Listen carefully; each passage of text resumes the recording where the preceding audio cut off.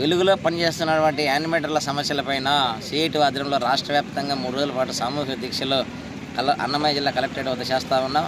ఈ దీక్షల యొక్క ముఖ్య ఉద్దేశం ఏంటంటే, గత ప్రభుత్వంలో ప్రతి నెల సకాలంలో వేతనాలు వచ్చేవి. కానీ కూటమి ప్రభుత్వం అధికారంలోకి వచ్చిన తర్వాత జూన్ నుంచి ఇప్పటి వరకు జీతాలు రాలా. రోజుకు అనేక యాప్లతో పాటు గ్రామాలు తిరిగి ఛార్జీల రూపంలోనూ దాదాపు నెలకు 4,000 నుంచి 5,000 రూపాయలు అప్పులు చేసి ఛార్జీల రూపంలో ఖర్చు పెడతా ఉన్నారు.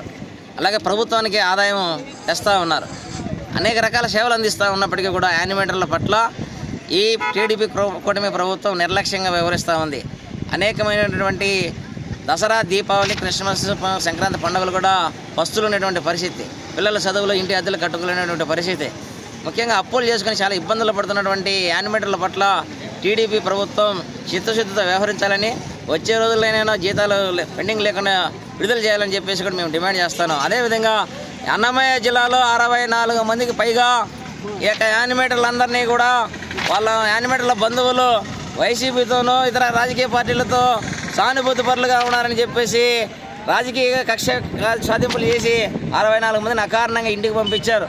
కనీసం గ్రామ సభ కూడా నిర్వహించకుండా నిబంధనలకు తూట్లు పొడిచి వ్యవహరించినటువంటి ఈ యొక్క అధికారులపైన, రాజకీయ నాయకులపైన రాజ్యాంగ విరుద్ధమైనటువంటి ప్రవర్తించారు. కాబట్టి వీళ్ళను ఖచ్చితంగా దేశద్రోహం కింద కేసు బుక్ చేయాలని చెప్పేసి కూడా మేము చెప్పదలుచుకున్నాం.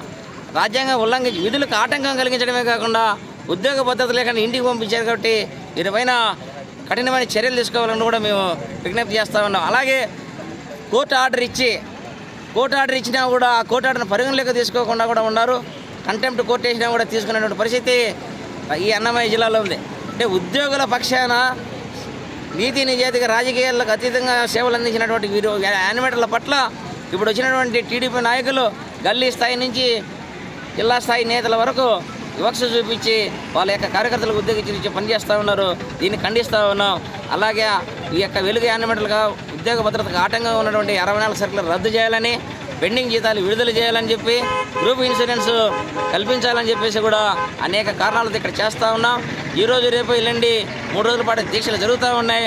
29వ తారీఖున పెద్ద ఎత్తున యానిమేటర్లకు Anganwadi, ASHA, mid day meals, విద్యుత్, మున్సిపాలిటీ ఇలాంటి అన్ని రంగాల కార్మికులతో పెద్ద ఎత్తున కలెక్టరేట్ ముట్టడిస్తామని చెప్పేసి కూడా సిఐటిగా మేము హెచ్చరిస్తా ఉన్నాం.